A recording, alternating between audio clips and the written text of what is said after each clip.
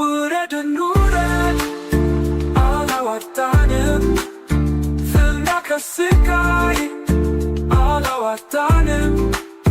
ሆ ብሎ ገድሎ መሞት ላይ ዳዳው ከእንግዲህ ብረት ገብስ ሆኗል ዕዳው። አዲሱ ትውልድ ሀሳብ ነው ሜዳው። የአማራን ሕዝብ በጎጥና በእምነት እየከፋፈሉ መጨፍጨፍ በቃ ሊባል ይገባል። በአማራ ብሔርተኝነት ስም ጀቡ ነው ከታሪካዊ ጠላት ጋር በማበር እየተገበሩት ያሉት ድብቅ የቃል ኪዳን ሰነድ ይፋ ሊሆንና ሊወገዝ ይገባል። ይህ ከሐሳብ ሜዳ ቤተሰቦች የተላከ አስተያየት ነው።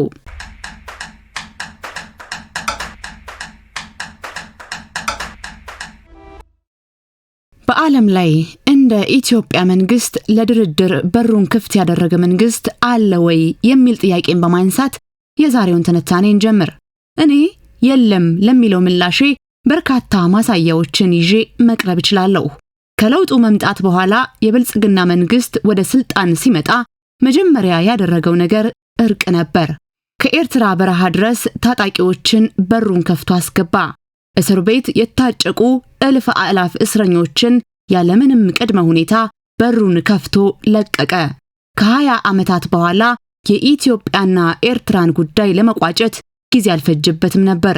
ምንም እንኳ ሻዕቢያ ከይሁዳነት ባህሪው መላቀቅ ባይችልም የትግራይ ጦርነትን መከላከያ የኃይል የበላይነት ኖሮት መቀሌ ደጅ ላይ ቆሞ ትዕዛዝ ሲጠባበቅ ለአመራሩ የማርያም መንገድ በመስጠት ፕሪቶሪያ ድረስ ወስዶ በድርድር ፈታ።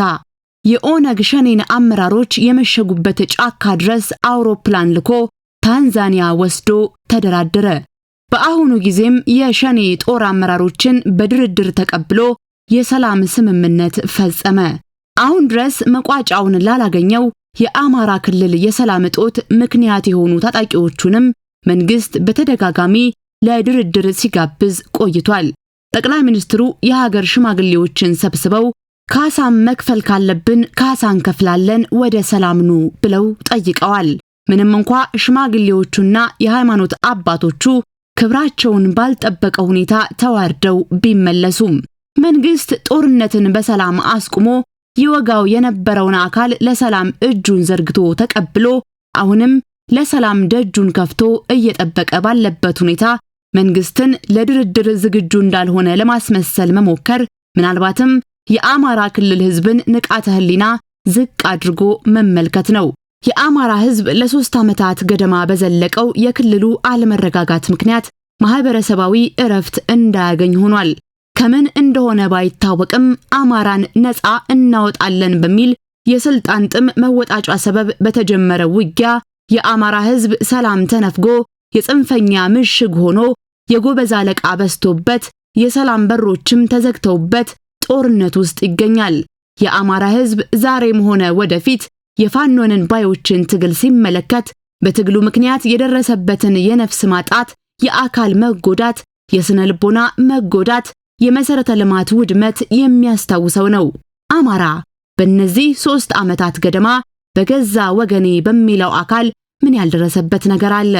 ሲታገት ገንዘብ ሲጠየቅበት፣ ከብቶቹ እየታረዱ በገፍ ሲበሉ፣ አማኝ ጾሙን በግድ ሲገድፍ፣ ጓዳው ሲንጠፈጠፍ፣ በሰላም ወጥቶ ለመግባት መንገዶች ሰላም ሲያጡ፣ የእምነት ተቋማቶች ተደፍረው የሃይማኖት አባቶችና ምዕመኖች ሲገደሉ እያየን እየሰማን ነው።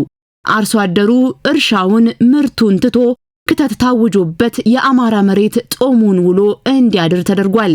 የሚማር የሚመራመር ወደ ትምህርት ቤት የሚሄድ የሰለጠነ ከዓለም ጋር የሚወዳደር ትውልድ እንዳይኖር በወለደውና ባሳደገው ማህበረሰብ ላይ የጨከነ ከየትም ፍጩ ስልጣኑን አምጩ በሚል ብሂል ብቻ ህዝብ እንዳሻው ቢሆን ግድ ሳይኖረው ጠመንጃን ብቻ አማራጭ ያደረገ ወመኔ ቡድን ነው። በአማራ ክልል ትምህርት እንዳይኖር በማድረግ የፋኖን ያህል ድርሻ ያለው የለም። መቼም ለአባይ ማዶ ህፃናት በዝምድናም በጉርብትናም የሚቀርበው ፋኖ ነበር። በዚህ የግጭት ቀጠና የታጣቂዎቹ እናቶች፣ አባቶች፣ አዛውንትና ህፃናትም ጭምር አሉ። ከውጊያ ውጪ ትንፋሽ እንዳታወጡ የተባሉ መታገያ ስበብ የሆነው ማህበረሰብ ፍርሃት ይዞት አቅም አጥቶ አልችል ብሎ ዝም ብሎ ይሆናል እንጂ እንኳን 3 ዓመት 3 ደቂቃም ብዙ ያስተምራል። ለዚያውም በኢትዮጵያ ሀገረ መንግስት ግንባታ ላይ ትልቅ አሻራ ያለውና በሀገሩ ኢትዮጵያ የማይደራደረው የአማራ ህዝብ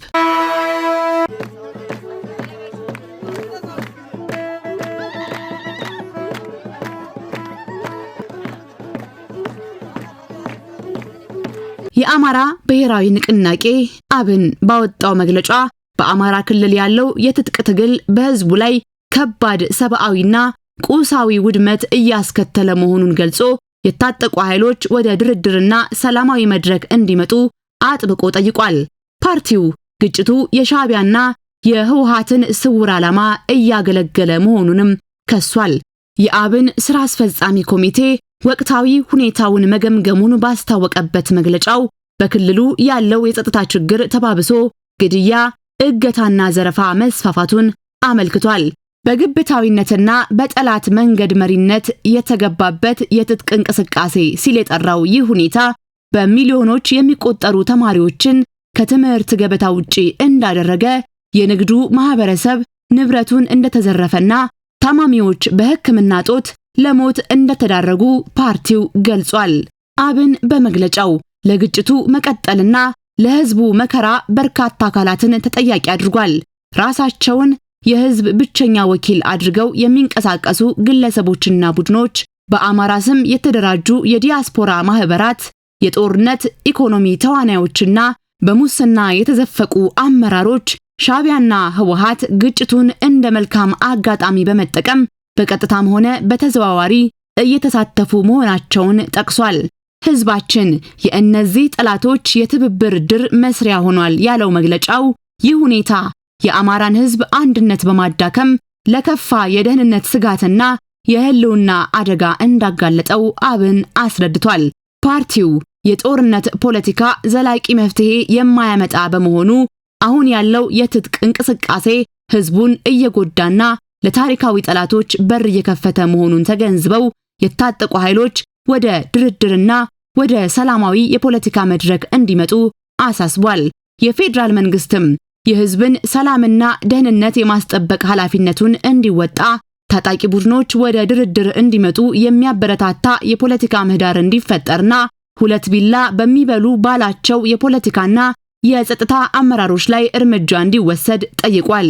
የአማራ ክልል መንግስት በበኩሉ በውስጡ ያሉትን ከወያኔያዊ አስተሳሰብ ነፃ ያልወጡና የጎጥ ፖለቲካ ሰለባ የሆኑ አካላትን ለይቶ በህግ ተጠያቂ እንዲያደርግ አጥብቆ ጠይቋል።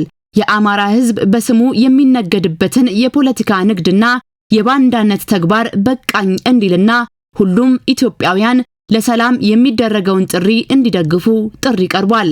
አብን መግለጫውን ሲያጠቃልል በክልሉ ያለው የትጥቅ እንቅስቃሴ ከአሁን በኋላ የህዝቡን ጥቅም እንደማያስከብርና ብቸኛው መፍትሄ ሰላማዊ ውይይት መሆኑን አስምሯል። በአማራ ክልል የሚንቀሳቀሱት እነዚህ ታጣቂዎች ለክልሉ ህዝብ ብሎም ሀገር ሰላም እንዳትሆን ሸክምና ዕዳ ሆነውባታል። እታገልልሃለሁ ከሚሉት የአማራ ህዝብ ውስጥ በመመሸግ ከኢትዮጵያ ታሪካዊ ጠላቶች ጋር ሽርክ በመፍጠር ኢትዮጵያን እየታገሉ ነው። እነዚህ ታሪካዊ የኢትዮጵያ ጠላት የሆኑት የኤርትራ መንግስትና ህዝባዊ ወያነ ሓርነት ትግራይ ህወሓት ጽምዶ በተሰኘ አዲስ ጥምረት ስር ኢትዮጵያን ለመውጋት እየሰሩ መሆኑ ይታወቃል። በተጨማሪም በአማራ ክልል በፋኖ ታጣቂዎች በሚፈጸሙ ጥቃቶች ላይ ሁለቱም ተዋናዮች የህወሓት አዛዦችና ተዋጊዎች ጭምር በዘመቻ ውስጥ በቀጥታ እየተሳተፉ ይገኛሉ። በኤርትራ መንግስትና በህወሓት አንጃ መካከል ያለው ቅንጅት ባለፉት ጥቂት ወራት ይበልጥ ግልጽ ሆኗል። ይህ ጥምረት በኢትዮጵያ ላይ ጦርነት ለመክፈት በንቃት እየተዘጋጀ ነው። ሁለቱም ተዋናዮች የግጭቱን አድማስ ለማስፋት እንደ ፋኖ ያሉ ታጣቂ ቡድኖችን በገንዘብ በመደገፍ በማሰባሰብና በመምራት እየሰሩ ነው። የአማራ ህዝብ በሰላም ለመኖር እንዲህ አይነቱን የልጆቹን ነውር መታገል አለበት። የአማራን ህዝብ በጎጥና በእምነት እየከፋፈሉ መጨፍጨፍ በቃ ሊባል ይገባል። በአማራ ብሔርተኝነት ስም ጀቡ ነው ከታሪካዊ ጠላት ጋር በማበር እየተገበሩት ያሉት ድብቅ የቃል ኪዳን ሰነድ ይፋ ሊሆንና ሊወገዝ ይገባል። በቀበሮ ጉድጓዳቸው ውስጥ ሆነው መንግስትን ሊያስፈራሩ የሚሞክሩና ብቅ ጥልቅ እያሉ የአማራን ሕዝብ የሚያጠቁ አረመኔዎች ከማህበረሰቡ ሊገለሉ ይገባል። በቀጣይ ይህ የሽብር ቡድን ከመነሻው ጀምሮ በንጹሃን ላይ የሰራቸው ግፎች በሰነድ ተዘጋጅተው ለሀገርና ዓለም አቀፍ ማህበረሰቦች መቅረብ አለባቸው። የፋኖነን ባዮችም ሆነ የታሪካዊ ጠላቶች ትብብር የጥፋት ልካቸውና አድማሳቸው በታሪክ ድርሳን ላይ ይሰፍራል። ውረድን ውረድ አላዋጣንም፣ ፍና ከስቃይ አላዋጣንም።